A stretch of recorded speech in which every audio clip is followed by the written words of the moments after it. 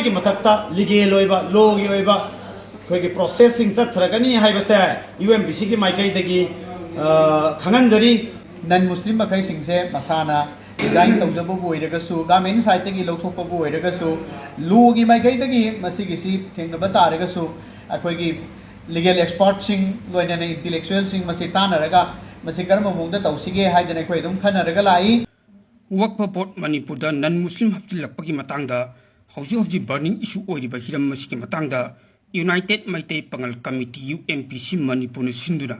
ꯂꯤꯂꯣꯡ ꯗꯥꯝꯗ ꯂꯩꯕ ꯂꯨꯞ ꯑꯁꯤꯒꯤ ꯑꯣꯐꯤꯁꯇ ꯄꯥꯎꯒꯤ ꯃꯤꯐꯝ ꯄꯥꯡꯊꯣꯛꯇꯨꯅ ꯏꯁꯨ ꯑꯁꯤꯒ ꯃꯔꯤ ꯂꯩꯅꯕ ꯋꯥꯐꯝ ꯀꯌꯥ ꯐꯣꯡꯗꯣꯛꯅꯈ꯭ꯔꯦ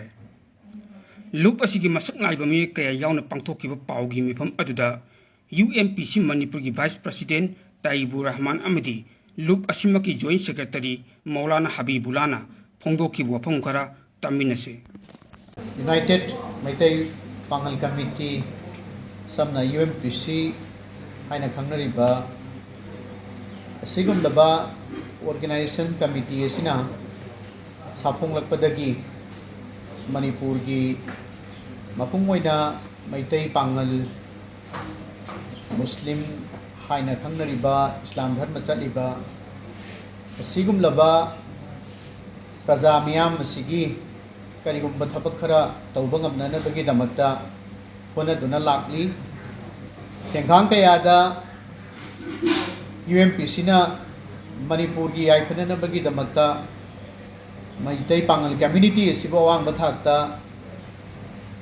ꯂꯩꯍꯟꯅꯅꯕꯒꯤꯗꯃꯛꯇ ꯁꯣꯠꯊꯔꯤꯕ ꯈꯨꯗꯤꯡꯃꯛ ꯑꯁꯤ ꯀꯔꯝꯕ ꯃꯑꯣꯡꯗ ꯄꯨꯈꯠꯁꯤꯒꯦꯅ ꯍꯥꯏꯕꯁꯤ ꯑꯈꯪ ꯑꯍꯩꯁꯤꯡ ꯑꯣꯂꯦꯃꯥꯁꯤꯡ ꯁ꯭ꯀꯣꯂꯔꯁꯤꯡ ꯇꯣꯉꯥꯟ ꯇꯣꯉꯥꯟꯕ ꯂꯝ ꯀꯌꯥꯗ ꯍꯩꯁꯤꯡꯅꯕ ꯀꯌꯥꯒ ꯇꯥꯟꯅꯗꯨꯅ ꯃꯐꯝ ꯃꯇꯝꯒꯤ ꯑꯣꯏꯅ ꯄꯨꯈꯠꯇꯨꯅ ꯂꯥꯛꯂꯤ ꯍꯥꯏꯕꯁꯤ ꯃꯤꯌꯥꯝꯅ ꯈꯪꯅꯔꯕ ꯋꯥꯐꯝꯅꯤ ꯂꯣꯏꯅꯅ ꯃꯅꯤꯄꯨꯔꯒꯤ ꯃꯩꯇꯩ ꯄꯥꯉꯜꯂꯛꯇ ꯁꯦꯔꯥꯟꯅꯕ ꯂꯝꯆꯠ ꯆꯠꯂꯛꯄ ꯑꯦꯟꯇꯤ ꯁꯣꯁꯤꯌꯦꯜ ꯑꯣꯏꯕ ꯑꯗꯨꯒꯨꯝꯕ ꯍꯤꯔꯝ ꯀꯌꯥꯗ ꯀꯔꯝꯕ ꯃꯑꯣꯡꯗ ꯑꯩꯈꯣꯏ ꯍꯥꯏꯔꯤꯕ ꯑꯦꯟꯇꯤ ꯁꯣꯁꯤꯌꯦꯜ ꯑꯦꯂꯤꯃꯦꯟꯠ ꯃꯈꯩꯁꯤꯡꯁꯤ ꯃꯩꯇꯩ ꯄꯥꯉꯜ ꯀꯝꯃ꯭ꯌꯨꯅꯤꯇꯤ ꯃꯔꯛꯇꯒꯤ ꯂꯧꯊꯣꯛꯁꯤꯒꯦꯅ ꯍꯥꯏꯕꯁꯤ ꯌꯥꯝꯅ ꯇꯣꯏꯅ ꯑꯩꯈꯣꯏ ꯈꯟꯅ ꯇꯥꯟꯅꯔꯒ ꯃꯁꯤꯒꯤ ꯍꯤꯔꯝ ꯑꯁꯤꯗꯁꯨ ꯑꯩꯈꯣꯏ ꯑꯐꯕ ꯌꯥꯝꯅ ꯆꯥꯎꯈꯠꯄ ꯑꯗꯨꯒꯨꯝꯂꯕ ꯗꯦꯕꯂꯞ ꯁꯣꯁꯥꯏꯇꯤ ꯑꯃ ꯑꯣꯏꯅꯅꯕꯒꯤꯗꯃꯛꯇ ꯌꯥꯝꯅ ꯐꯖꯕ ꯃꯣꯔꯦꯜꯒ ꯂꯣꯏꯅꯅ ꯃꯥꯡ ꯊꯥꯕ ꯑꯗꯨꯒꯨꯝꯕ ꯀꯝꯃ꯭ꯌꯨꯅꯤꯇꯤ ꯑꯃ ꯑꯣꯏꯅꯅꯕꯒꯤꯗꯃꯛꯇ ꯍꯣꯠꯅꯗꯨꯅ ꯂꯥꯛꯂꯤ ꯃꯤꯌꯥꯝꯅꯁꯨ ꯏꯈꯪ ꯈꯪꯅꯔꯕ ꯋꯥꯐꯝꯗꯨꯅꯤ ꯃꯗꯨꯗꯤ ꯑꯩꯈꯣꯏ ꯏꯍꯥꯟ ꯍꯥꯟꯅ ꯍꯧꯗꯣꯛꯄ ꯃꯇꯝꯗꯨꯗꯩꯗ ꯑꯩꯈꯣꯏ ꯃꯃꯥꯡꯗꯁꯨ ꯇꯣꯉꯥꯟ ꯇꯣꯉꯥꯟꯕ ꯃꯩꯇꯩ ꯇꯥꯕ ꯃꯩꯇꯩ ꯄꯥꯉꯜ ꯇꯥꯔꯤꯕ ꯈꯨꯟꯗꯥꯔꯤꯕ ꯃꯐꯝꯁꯤꯡꯗ ꯆꯠꯇꯨꯅ ꯑꯩꯈꯣꯏꯒꯤ ꯁꯣꯔꯥꯗ ꯀ꯭ꯌꯥꯝꯒꯩꯗ ꯀꯥꯏꯔꯪꯗ ꯑꯩꯈꯣꯏꯒꯤ ꯈꯥꯕꯩꯁꯣꯏꯗ ꯁꯨꯃꯥꯏꯅ ꯇꯧꯔꯒ ꯇꯣꯉꯥꯟ ꯇꯣꯉꯥꯟꯕ ꯃꯐꯝ ꯀꯌꯥꯗꯁꯨ ꯑꯩꯈꯣꯏ ꯐꯝꯃꯤꯟꯅꯔꯒ ꯒ꯭ꯌꯥꯟ ꯇꯥꯃꯤꯟꯅꯔꯒ ꯑꯩꯈꯣꯏ ꯃꯩꯇꯩ ꯄꯥꯉꯜꯁꯤ ꯆꯥꯎꯈꯠꯅꯅꯕꯒꯤ ꯀꯔꯝꯕ ꯃꯑꯣꯡꯗ ꯑꯩꯈꯣꯏ ꯀꯔꯤ ꯇꯧꯁꯤꯒꯦꯅ ꯍꯥꯏꯕꯁꯤ ꯈꯟꯅ ꯇꯥꯟꯅꯗꯨꯅ ꯂꯥꯛꯂꯤ ꯑꯦꯟꯇꯤ ꯁꯣꯁꯤꯌꯦꯜ ꯑꯣꯏꯕ ꯑꯩꯈꯣꯏ ꯍꯨꯔꯥꯟ ꯆꯤꯟꯊꯤ ꯇꯧꯕ ꯗ꯭ꯔꯒꯇ ꯂꯥꯏꯆꯨꯔꯝꯕ ꯑꯃꯗꯤ ꯑꯗꯨꯒꯨꯝꯂꯕ ꯂꯣꯅ ꯌꯥꯗꯕ ꯑꯥꯏꯟꯒꯤ ꯃꯥꯌꯣꯛꯇ ꯂꯩꯕ ꯊꯕꯛ ꯊꯧꯔꯝ ꯈꯨꯗꯤꯡꯃꯛꯁꯦ ꯃꯁꯤꯗꯒꯤ ꯑꯩꯈꯣꯏ ꯀꯔꯝꯍꯥꯏꯅ ꯑꯩꯈꯣꯏ ꯅꯥꯟꯊꯣꯛꯑꯒ ꯑꯩꯈꯣꯏ ꯀꯔꯝꯍꯥꯏꯅ ꯇꯧꯔꯒ ꯁꯃꯥꯖꯁꯤꯗꯩꯗ ꯄꯨꯟꯅ ꯇꯤꯟꯃꯤꯟꯅꯁꯤꯒꯦꯅ ꯍꯥꯏꯕꯁꯤ ꯑꯩꯈꯣꯏ ꯍꯣꯠꯅꯗꯨꯅ ꯂꯥꯛꯂꯤ ꯑꯗꯨꯒ ꯑꯩꯈꯣꯏ ꯍꯟꯗꯛ ꯌꯥꯝꯅ ꯂꯥꯏꯕꯛ ꯊꯤꯕ ꯍꯥꯏꯅ ꯍꯥꯏꯕ ꯇꯥꯔꯦ ꯑꯩꯈꯣꯏꯒꯤ BJP ꯒꯚꯔꯟꯃꯦꯟꯠꯁꯤꯅ ꯍꯦꯛ ꯂꯥꯛꯄꯗꯒꯤ ꯃꯅꯤꯄꯨꯔꯗ ꯅꯠꯇꯅ ꯏꯟꯗꯤꯌꯥ ꯃꯁꯥ ꯄꯨꯝꯕꯗ ꯑꯦꯟꯇꯤ ꯃꯨꯁꯂꯤꯝ ꯑꯣꯏꯕ ꯑꯗꯨꯒꯨꯝꯕ ꯄꯣꯠ ꯃꯌꯥꯝ ꯑꯃ ꯊꯦꯡꯈꯥꯡ ꯀꯌꯥꯗ ꯇꯧꯔꯒ ꯄꯣꯂꯤꯁꯤ ꯀꯌꯥ ꯁꯦꯝꯃꯛꯑꯒ ꯂꯣ ꯑꯣꯏꯅ ꯑꯣꯟꯊꯣꯔꯛꯀꯥꯟꯗꯨꯗꯩꯗ ꯕꯤꯜ ꯑꯣꯏꯅ ꯄꯨꯊꯣꯛꯑꯒ ꯂꯣ ꯑꯣꯏꯅ ꯑꯣꯟꯊꯣꯛꯅꯕ ꯍꯣꯠꯅꯕ ꯕꯤꯜ ꯑꯣꯏꯅ ꯄꯨꯊꯣꯔꯛꯄꯗꯨꯗꯒꯤ ꯂꯣ ꯑꯣꯟꯗ꯭ꯔꯤꯀꯥꯟꯗꯨꯗꯩꯗ ꯑꯩꯈꯣꯏꯒꯤ ꯇꯣꯉꯥꯟ ꯇꯣꯉꯥꯟꯕ ꯑꯩꯈꯣꯏꯒꯤ ꯇꯤꯟ ꯇꯂꯥꯛꯀꯤ ꯃꯇꯥꯡꯗ ꯏꯍꯧ ꯀꯌꯥ ꯍꯧꯗꯅ ꯍꯣꯠꯅꯔꯨꯔꯦ ꯑꯗꯨ ꯑꯣꯏꯔꯒꯁꯨ ꯑꯩꯈꯣꯏꯒꯤ ꯂꯣ ꯑꯣꯏꯅ ꯍꯥꯏꯕꯁꯤꯗꯤ ꯄꯥꯔꯂꯤꯌꯥꯃꯦꯟꯠꯇ ꯁꯦꯝꯃꯛꯄꯅꯤꯅ ꯑꯗꯨꯋꯥꯏꯒꯤ ꯑꯦꯔꯤꯌꯥꯗꯨꯗꯩꯗ ꯑꯩꯈꯣꯏꯅ ꯈꯨꯠꯅ ꯂꯥꯝꯃꯒ ꯄꯣꯠꯊꯣꯛꯄꯗꯨꯗꯤ ꯌꯥꯗꯕꯅꯤꯅ ꯑꯗꯨꯋꯥꯏꯗꯨꯗꯩꯗ ꯑꯗꯨꯝ ꯂꯣ ꯑꯣꯏꯅ ꯄꯥꯁ ꯇꯧꯊꯣꯛꯈ꯭ꯔꯦ ꯄꯥꯝꯗ ꯑꯗꯨꯃꯥꯏꯅ ꯇꯧꯅ ꯇꯧꯈ꯭ꯔꯦ ꯑꯗꯨꯒ ꯍꯧꯖꯤꯛ ꯕꯔꯅꯤꯡ ꯏꯁꯨ ꯑꯣꯏꯔꯤꯕ ꯍꯥꯏꯅ ꯍꯥꯏꯔꯒꯗꯤ ꯋꯛꯐ ꯑꯦꯃꯦꯟꯃꯦꯟꯠ ꯑꯦꯛ ꯍꯥꯏꯅ ꯍꯥꯏꯔꯤꯕ ꯃꯁꯤꯒꯤꯁꯦ ꯍꯧꯖꯤꯛꯇꯤ UBID ꯍꯥꯏꯅ ꯑꯣꯟꯊꯣꯛꯈ꯭ꯔꯕ BJP ꯒꯚꯔꯟꯃꯦꯟꯠꯒꯤ ꯑꯗꯨꯒꯨꯝꯂꯕ ꯌꯥꯝꯅ ꯄꯥꯝꯗꯕ ꯃꯨꯁꯂꯤꯝ ꯁꯃꯥꯖꯅ ꯁꯨꯡꯄꯥꯝ ꯄꯥꯝꯗꯕ ꯑꯗꯨꯒꯨꯝꯕ ꯄꯣꯠ ꯑꯃꯈꯛꯇꯪ ꯂꯥꯛꯂꯦ ꯃꯁꯤꯒꯤ ꯏꯔꯣꯏꯅꯅ ꯃꯃꯥꯡꯒꯤ 2025 ꯍꯧꯗꯅ ꯑꯩꯈꯣꯏꯒꯤ UMPC yauna akhoi committee ama mamangi chairman na leibiringai matamdudaida masigi se akhoi karamma mongda thingsige haidana honarakpa kandudaida akhoi mamangdasu akhoi general secretary nasu yamna marik chumba paudam niyamdasu thambikhre loina akhoi gi wondringai manung sidaida akhoi kari kari tawsige na haibase akhoi dum hojik phoba dum honaduna lakli aduga wonthokre wondringai mamangdudaida akhoi supreme court yaunanabagi journey akhoi tawki aduga delhi da satana mafam dudaida akhoi yamna phajana akhoi gi wakhalon makai singsi share tawnanaba honaba matam dudaida committee ma semkhibani aiba committee dudi yamna samna haire kan dudaida CCPWPM na haiba Orienting Committee for Protection of Waqf Properties Manipur haidana admai tawdana akhoi adudaida achobu rule lauraga tongan ba more than 40 organization admai tawno oyamgani matamdudasu subject to correction adwagi akhoi gi bauprada mifam phamaga admai tawraga akhoi karma mongda strategy singsi karma mongda akhoi sangsala kandu mai pakani na haibasi gi matang du deida khanna tanarga laki all India Muslim Personal Law Board ki adugum laba thomi kaya ga unadana masigi si national gi waiba thak tu deida pukhalaga admai tawraga wari sanaraga masigi tawbiya ba tawraga laki asidaida aikoina haijani gi si hojik phobada UMPC na tawrakliba samaj gi waiba kananaba Manipur gi maiti pangal gi oina kananaba gi damakto honaraliba mayama kai singsidaida kariguma makhal gi political influence amakubo yaude en haibisi miyamna kangnar wafam asi phobada honaraliba amadi makhata na honaga doriba khudimak asi rajniti gi oiba akuba mieng dugi manung dudaida aikoi sumjan chaloi amangda su san khidri makhata na su chaloi aduga aikoi kana gumba yamna khangjadaba apangba kangbu kharanadi rajniti gi oiba punam da pusalaklaga adwagi area du deida akaknaba kendra ama khaktangi oiba wathi daunaba se masi ko yamna laibak thibani makhata nasu akoi okwa amendment bill laina leirambadu ekoi wonthora khare yamna thuba mongda wonthora khare wonthora kandu deida masi implement taunana bagi damakta part khara amadi akoi gi subjudice oina haijaba tare adwai du deida leiri aduga part khara amadi implement taunanabagi damakta adwagi area du deida state khara da hogre aduga iroinana handagi akhoi tang ahum dagi manipur da su sumai tawraga akhoi ek tu gi madungina akhoi kano sep loira aba aduna anauba haptaba yadabagi waqf board ki hanagi lema member makai singje hapna nabagi adugumba process tu government ni process tu tawka matam du deida akhoi non muslim hapchalakpa member ani hapchalakpa swagi area sidaida yamna akhoi mete pangal singge sentiment sokpa adugidu oiraga laki mase koina sumpam pam khide aduna maram oira kandu deide akhoi karamba mungda sangchala kandu deida hairiba akhoi non muslim makai singse masana design tawjabo oiraga su government side tagi lawthokpa oiraga su lugi maikai tagi masigi si thengnaba taraga su akhoi legal expert sing loina intellectual sing masi tanaraga masi karma mungda tawsige haidana akhoi dum khanaraga lai kana gumba budi kharana akhoi achoba rally satlaga khotlaga tawba sidaida akhoi kariguma khan objection akhoi kamta leite hojik phobada moina tawribadu moigi pandamdagi matungina dum tawjabani akhoi UMPC na su UMPC ki level ama da akhoi hona dana tongan ba process mayam ama tawraga hona raga lai adu laibak thibadi akhoi khangda bapang ba kangbu kharana accident thuaga doctor da anaba pukhale aduga akhoi doctor ga hanana contact tawdana wari sadana phajana layeng bado madugidu smoothly layeng mangamdana bo honariba dudaida nakhoina hana doctor contact tawramaga dia anaba si sige sijarani to o ena haibase apangba aduguma kangmunda tawgodamni haina khanjai amaronda aragan dudaina islam gi chana bida hairagan dudaida akhoi kari haitare namaz sondaba yade na haibasi loina hairaga le islam da sangalakpa targadi namaz habsi faraz ni namaz sondaba sunya yade namaz sondaba yade se khangabani ba sap mana bani loina bagi lona ma khaktang ne ba ado waqf porta laiba non muslim sangbi rakanu haina haibase masi musalman khudimakna यानरबो वफमनी organization खुदिमकना सेसो खुदिमकना लोइनिक लोइना पामबा ngakतनी मसिदगी करम मोंगदा लौथोक्सिगेना हाइबदुदी लोइना तानबा याबा पोतुने अदुना मुसलमान खुदिमकना उलमा खुदिमकना आइखोइगी मुसलमान होइतारगदी नमाज सोनगदमनी ना हाइरबा असिदा लिलोगी ओलमानदी हाइरे सोरागी ओलमादी करी हाइरे ना हंगग लैबसे अपंगबई वानी असवाइ सिदैदे कोइ चिंता पौदानरोय अखोइ मखाताना वक्फ बोर्ड असे मसिगिसी यामना फबा मियामगी थबक तौबा मरु ओइना मैथै पांगलगी ओइना लैजरिबा यामना पिखरबा असिगुंबा एरिया सिदैदा अखोइगी अतोप जातिनसु कैसु पामोय कैना हाइरे कांदुदैदा मदुगी मरमदा खंगदबा हैतबा मना संगसल आकांदुदैदा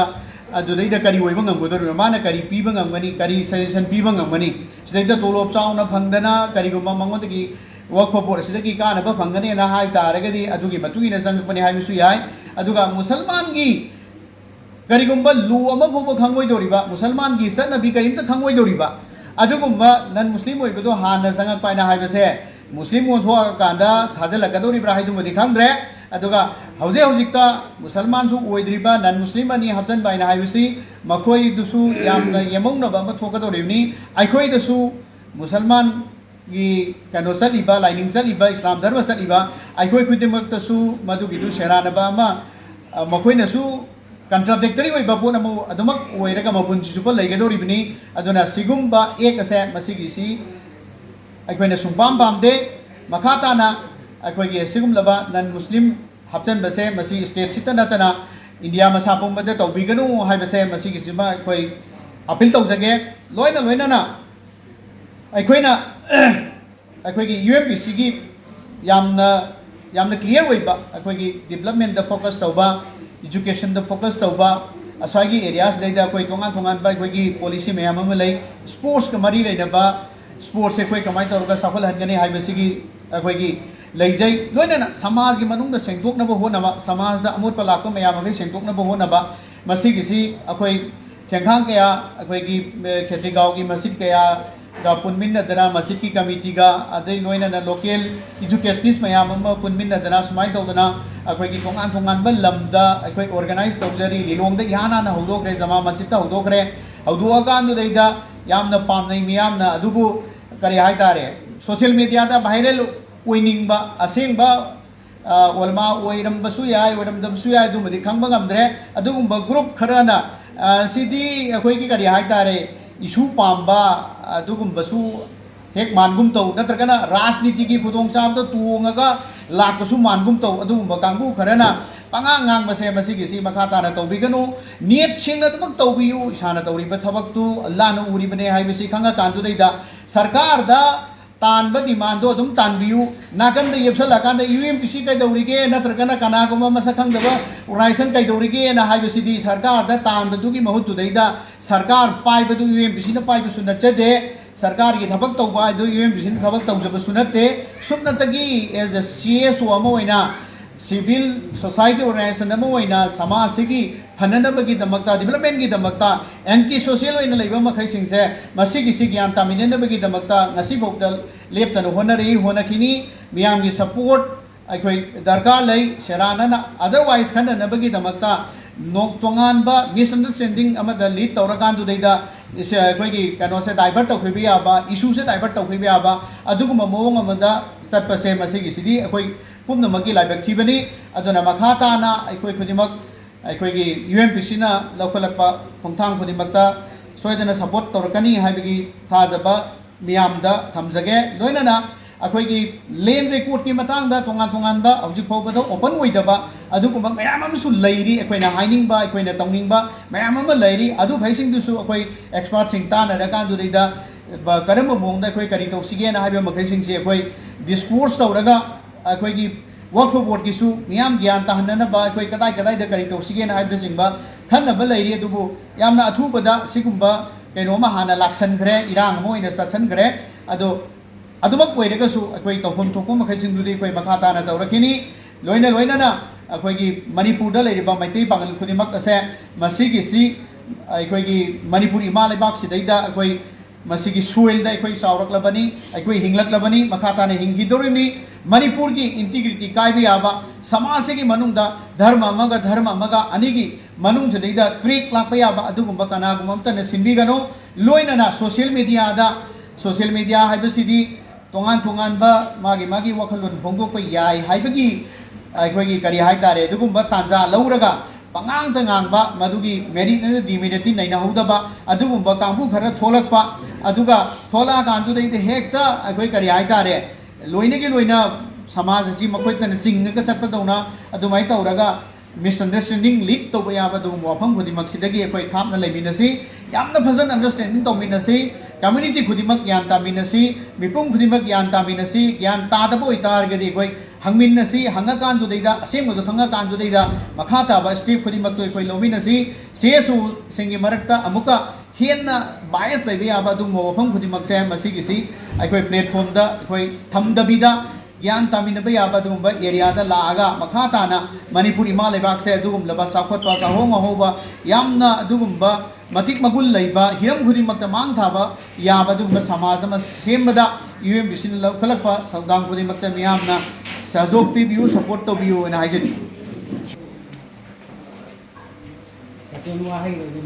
thangai seng ngasi media da thok tarliba si tangai fadana miyam da samam naba laiba samam naba yaba posak khara lakpadagi United Maitai Pangal Committee UMPC Manipur gi maikai dagi ngasigi press conference press meet asi tawjabani tasengana khoi lairiba UMPC gi site dagi hal honorable CM date 21 da unajaki base ekhoi gi oiba UMPC gi oiba strategy hai tare Waqf board non Muslim ani yawak libasi honorable CM na amadi chairman na mari leina bo authority na athuba da lokthok piyo sina maram moiraga akhoi gi maitai pangan ji gi marakta adukki matik chaure mai haure rally kaya sali basdagi hena akan vegetation ma mama laaga akai ba kaya mama lakhiba yai haina honorable CM ji unajabane ba makhoi leiriba ani se adumak thambiyu makhoi leibana akhoi da kana gani haiba chacharu bana teba ado sida maning thong dagi lakpa adudagi lakpa nama makhak akhoi social media da akhoi gi press media sing uthang du phange ba sima thong huk taba makhoi gi wakhal lon du sum thok piyo aseng na makyo akhoi da taleba demand su gair muslim ani ase lok thok piyo makha ta ba su hapi ra kanu haiba demand ne ba onever sem na tormi se aduna ba hojik su appeal taw dire ba press media gi khothang da honorable ngasi gi lebi ba sem na amadi mari leina bo authority na hojik yauri ba ani sem su athuba da lok thok piyo aduga makha ta na su leiriba Waqf board ki member se khan matam da yawhan birakanu gair muslim haftan birakanu haiba se UMBC ki maikai thamjari masigi iroi na yamna tabada khoi nungai ta bhai tare haukiba tang kunni thoi thani pan sokli singani kun taruk nungthin gi pung ama makhai tarak pigi adwai da khoi UMPC United Maitai Pangal gi yamna energetic oiba khoi na mahanga toriba thabuk sing si khoi na su sojok piraga laiba adum laba yamna kai khum nazariba khoi gi UMPC gi general secretary Rais Ahmad Tampak ki yumda mioi kangbu khutpu khara geng gi mong da laaga khoi gi chitan tawraba phajadaba wahi wata hairaba aduga aduta natana khoi gi kai khum nazariba khoi respected khoi gi president Alhaj Maulana Muhyiddin Mazahiri busu pallaga wangangamba sugum basi khoi yamna tabada digestion oide aduga hairi sigi matang da lagami ba mi sing adu khoi allaman sing pau fauna dana allaman sing bo moida pau fawan gre phamin nasi moina lagami du kari wakhal lo no khangdok na bagi damakta adu ba moi response piraktre makha ta na makhoi response piraktra banina khoi makhoi ge wakhal lo chumde makhoi na lagami ba khongthang ado khoi na hapchin na lo ba ga loina na khoi makhoi ge mathakta lige loiba lo gi oiba khoi gi processing chat thragani haiba se UMPC gi maikai dagi khangan jari loina na khoi gi ngasigi leibiriba manipur gi leiba tongan ba CSO mayamna amuk kahanna aroi bada appeal tawjari madudi Waqf board member dagi makhoi ani lokthok kiba makhoi ba lokthok खिनबगीदमक demand तौबदा अखोई सामकसु रेले कया अदुम रेले दा सरुक याजै participate तौजै मखा ताबसु तौजखिनी तंगाई फदबा agitation खुदिमक अखोई UMPC ना खन्नरगा मतम मतम की तौब याबा करिगुम अनिस लौथोक तब तागे लौसु मखा ताब खोंजंग संगसिन केनी हाइबसे म्याम दा मसी मसु खंगनजे